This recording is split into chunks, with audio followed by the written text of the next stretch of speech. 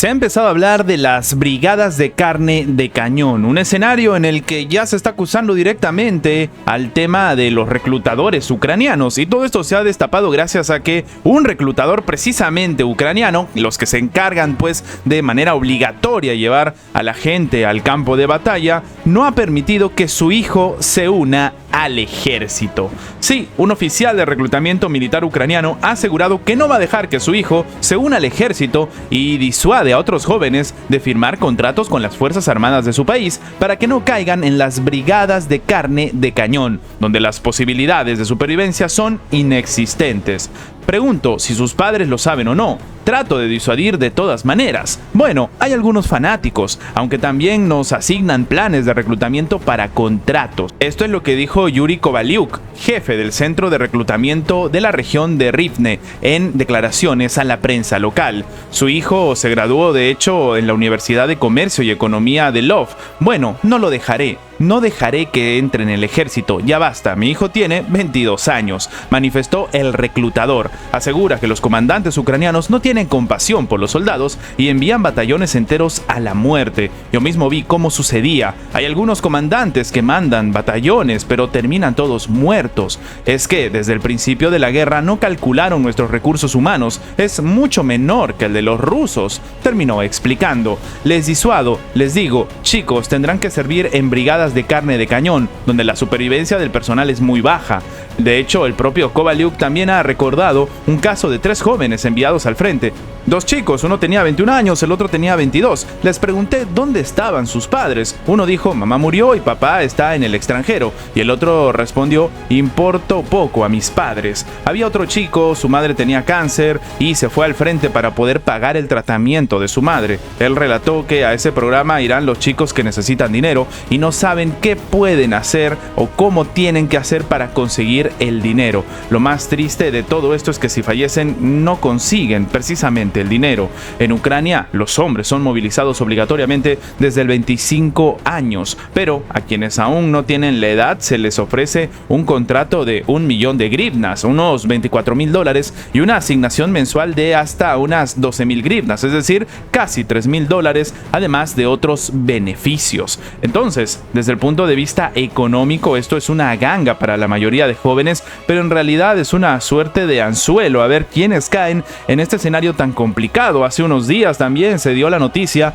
de que una persona falleció gracias a que no estaba lista, no quería meterse, no quería ser reclutada, y bueno, los soldados ucranianos procedieron de una manera muy violenta y al final se terminó acabando con la vida de esta persona. Hace unos días también el propio ejército ucraniano ha dicho que es muy complicado el tema de reclutar a las personas por la fuerza, y algunos incluso consideran que es más difícil que estar en el propio campo de batalla, porque vas en contra de la voluntad de las personas desde el punto de vista de que son civiles, mientras que al menos en el campo de batalla se entiende que son personas que todavía tienen cierta situación de voluntad. Un escenario bastante complicado es el que se vive en Ucrania, sobre todo tomando en cuenta que este es un escenario en el que para la administración de Volodymyr Zelensky el tema del recurso humano es casi tan valioso como las municiones, sobre todo tomando en cuenta que, como ha dicho bien el propio representante del ejército ucraniano, no tienen el mismo recurso humano que los rusos,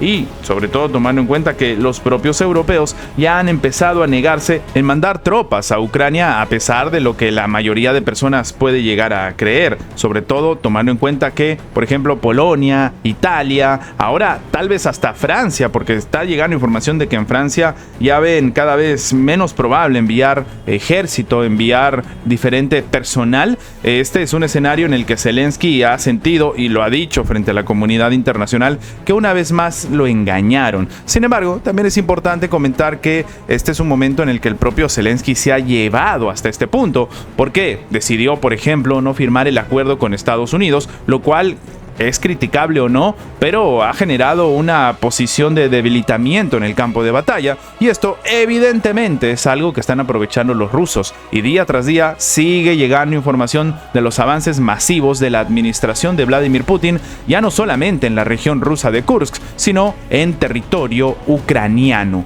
A todo esto también hay otra pésima noticia para los propios ucranianos, y es que resulta que Kiev va a tener que pagar 2,7 millones de dólares a sus asesores legales del acuerdo de minerales con Estados Unidos. Es decir, se le va a pagar una cantidad de dinero a personas que en realidad ni siquiera en este caso tienen una situación de necesidad, algo que está siendo fuertemente criticado por la propia ciudadanía en contra de Zelensky, porque en este momento hay muchos que necesitan pues esta base económica y simplemente no la pueden conseguir. Así, el régimen de Kiev ha destinado 13 millones de grivnas, es decir, como hemos dicho, 2,7 millones de dólares solamente para los servicios de consultoría legal, con el propósito de preparar pues su postura en las negociaciones sobre el acuerdo de minerales con Estados Unidos, según se desprende de una orden de gabinetes de ministros publicada el 8 de abril en el sitio web oficial.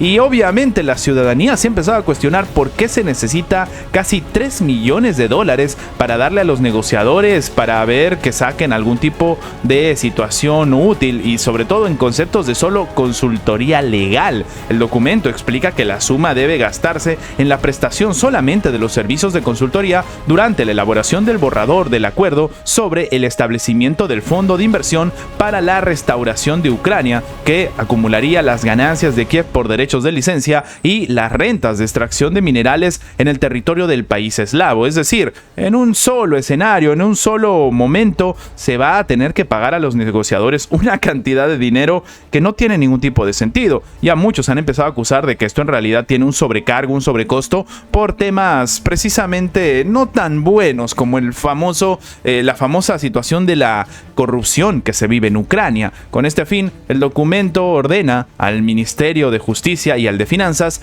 que, se encuentre hasta el 15 de abril a los consultores que tengan experiencia en la prestación de servicios de asesoramiento al Gabinete de Ministros de Ucrania sobre la gestión de la deuda pública y la implementación del endeudamiento público externo, así como para los consultores de las principales empresas legales internacionales. Se resalta que los asesores deben conocer las particularidades de la legislación tanto de Estados Unidos como de Ucrania. Asimismo, se agrega que el Ministerio de Finanzas debe ejecutar los gastos de forma no reembolsable con recursos del Fondo de Reserva del presupuesto estatal. Así que la crítica que cae sobre Zelensky es cada vez más agresiva y cada vez más en contra de cómo se está gastando el dinero, dónde realmente se van los recursos. Y ahora muchos han empezado a preguntarle a Zelensky de dónde ha sacado esa cantidad de dinero para poder básicamente dársela a los negociadores en un solo trabajo, porque de nuevo es un tema de asesoría legal y se acabó. A todo este contexto tan preocupante, muchos han empezado a decir que, claro, ahora se entiende por qué de repente Estados Unidos dice que entregó 200 mil millones de dólares y Zelensky dice que solo vio 100, que desaparecieron 100, que no saben dónde está y saludos. Claro, tomando en cuenta esta situación en la cual el Pentágono reconoció que había parte del dinero que no se sabe dónde está, no se puede rastrear, no se entiende si llegó a su destino, si se está utilizando en el campo de batalla, es una demostración más de lo que está sucediendo. También es importante entender que parte del dinero que se le da a la administración de Volodymyr Zelensky no es solamente para las armas, no es solamente para pelearse en el frente contra Rusia, sino también para pagar sus propias cosas, como por ejemplo los gastos estatales, la ayuda económica a las poblaciones vulnerables, el pago sobre todo a los legisladores. Claro, esto también es bastante criticable porque, por ejemplo, los congresistas hace aproximadamente 3 semanas se subieron el sueldo. Estamos hablando de los congresistas ucranianos que se supone tienen al país en vilo y tienen al país en un momento bastante preocupante, en pleno conflicto que no saben cómo se va a solucionar, en un momento en el que el Estado no tiene dinero y deciden subirse el sueldo. Todo este tipo de críticas ha hecho que poco a poco la población se vaya cansando y critique cada vez más la figura de Volodymyr Zelensky. Pero las críticas y la atención no solamente recaen en Ucrania, sino también en la Unión Europea. Una Unión Europea que aparentemente ahora está más preocupada por otras cosas y ha dejado de lado un poco las conversaciones con respecto a lo que sucede en Ucrania. Tanto es así que la Unión Europea acaba de acordar la primera represalia en contra de las tarifas de Donald Trump. Sí, Europa acaba de responder. La Unión Europea ha dado luz verde el día de hoy a sus aranceles del 25% 25% para las compras provenientes de Estados Unidos, lo que implicará recargos, por ejemplo, para que se entienda, sobre 21.000 millones de euros en compras, según ha referido el propio gobierno, pues el propio Bruselas a la prensa. La medida está contemplada por Bruselas como una respuesta a la imposición de aranceles sobre el acero y el aluminio en el mes de febrero por la administración del presidente Donald Trump y esperará a regir a partir del próximo martes. La ruta diseñada por los 27 contempla que los aranceles entren en vigor en dos fases principales. Una primera, grabada con el 10% para el mismo mes, y una segunda con el 25% para mayo, así que estamos hablando de un total de 35%, aunque el bloque sigue apostando por una solución negociada a la crisis comercial propiciada por Trump, como ellos siempre dicen. Bueno, siguen tomando medidas. Dicen, no quiero participar en esta guerra comercial, pero participo. Es básicamente lo que está haciendo Europa. Bruselas ha dicho que sopesa nuevas medidas, además de todo esto, incluidos nuevos gravámenes a Estados Unidos, si continúa la escalada propiciada por el mandatario republicano desde la semana pasada. Ahora, según fuentes diplomáticas consultadas por Europa Press, la decisión fue avalada a nivel técnico por los miembros de la Unión Europea, con el único voto en contra de, sí, lo adivinaron, Hungría. No es una buena respuesta a los aranceles impuestos por Estados Unidos que la Unión Europea también imponga aranceles. La respuesta adecuada es el diálogo. Esto es lo que comentó hace unos instantes el ministro húngaro de Asuntos Exteriores y de Comercio Exterior, Péter Szijjártó, citado por la prensa de su país. Ahora, este paquete de medidas ya a muchos expertos le está preocupando porque tienen también el tema de las acciones que ha tomado la administración china, que elevan los aranceles sobre Estados Unidos al 86%. Estamos en un escenario de confrontación que no tiene ya ningún tipo de sentido. El paquete de medidas se va a aplicar de manera escalonada, como hemos dicho, pero en realidad se está calculando que va a caer sobre textiles, cosméticos, incluso videojuegos, huevos, papel higiénico, aves de corral. Estos son más de 1.600 artículos estadounidenses que van a ser grabados con esta nueva medida. La primera tanda de las tarifas regirá a partir del 15 de abril para los productos a los que se aplicó aranceles en el 2018, dando así fin a la suspensión, mientras que la segunda, con los nuevos gravámenes, entrarán en funcionamiento el 16 de mayo. El 1 de diciembre es cuando está previsto que se apliquen los impuestos